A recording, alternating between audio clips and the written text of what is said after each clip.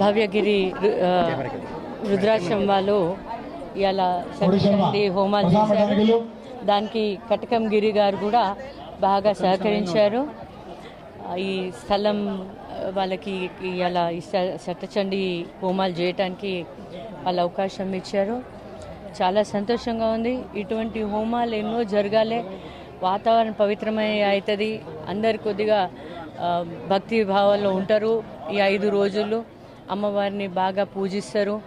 ఈ హోమాలు జరిగితే మనకి అన్ని బాగా జరుగుతుంది. మనకి అన్నీ బాగా జరుగుతుంది. నేను అమ్మవారిని ఒక్కటే కోరుకుంటున్నాను. చాలా ప్రేమతో భక్తి భావంతో ఈ శతచండీ హోమం మేము చేసాం ఇక్కడ. కాబట్టి మా తెలంగాణ రాష్ట్రం కూడా చాలా బాగుపడాలి, బాగుపడుతుంది కూడా. మంచి వర్షాలు పడుతున్నాయి, రైతులు కూడా మంచి జరగాలి, అందరు ఆరోగ్యంగా ఉండాలి, ఐశ్వర్యంగా ఉండాలి అని అమ్మవారిని కోరుకుంటున్నాను. తెలంగాణలో కాంగ్రెస్ ప్రభుత్వం వచ్చిన కాడి నుంచి ఫస్ట్ శతచండీ హోమం మా ఖమ్మం జిల్లాలో ఇక్కడ జరిగింది.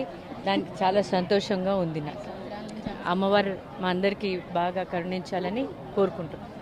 భవ్యశ్రీ వృద్ధాశ్రమం వారి ఆధ్వర్యంలో శతచండీ సహిత రుద్రయాగము పంచాహినకంతో నిర్వహించబడుతుంది. యజ్ఞ బ్రహ్మ శ్రీ శ్రీ రెంటాల సతీష్ శర్మ గారి ఆధ్వర్యంలో మా భక్త బృందం ఖమ్మం జిల్లాలో కటకం అనే పేరు తెలియని వాళ్ళు ఉండరు.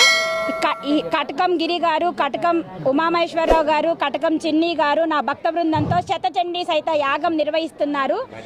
మేము గత 5 సంవత్సరాలుగా శతచండీ యాగం జరగడానికి అన్ని రకాల ప్రయత్నం చేస్తున్నాము. మన కాంగ్రెస్ ప్రభుత్వం వచ్చాక తెలంగాణలో మొట్టమొదటిసారిగా జరుగుతున్న శతచండీ సహిత రుద్ర యాగం. అలాగే మన నందిని మేడం గారి ఆధ్వర్యంలో 151వ రోజు సహస్ర చండీ యాగం నిర్వహించటం, అదే రోజు పూర్ణావతి జరుగుతుంది. నమస్కారం. సహస్ర యాగానికి విచ్చేసినందువరకు నందిని విక్రమార్క గారికి, అలాగే ఆహ్వానించినందువరకు ఇక్కడ వీళ్ళు ఆర్గనైజ్ చేసినటువంటి కమిటీ సభ్యులందరికీ కూడా ముందుగా ప్రత్యేకమైన ధన్యవాదాలు తెలియజేసుకుంటున్నాము.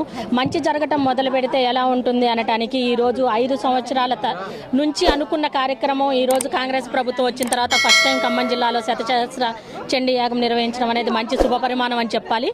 ఈరోజు ఇలానే ఈ శుభపరిణామం కొనసాగటం వలన ఎప్పుడు సెప్టెంబర్ అక్టోబర్లో నిండాల్సిన చెరువులు వాగులు కూడా ఈరోజు జూలై నెలలో నిండి మనకి సాగర్ జలాలు రావటం కూడా 2వ తారీఖుతో రావడం జరుగుతుంది. కాబట్టి ఈ శుభ పరిమాణంలో ప్రజలందరికీ కూడా మంచి జరగాలని చెప్పేసి కోరుకుంటూ ఈ అవకాశం ఇచ్చినటువంటి పెద్దలందరికీ కూడా ధన్యవాదాలు తెలియజేసుకుంటున్నాను.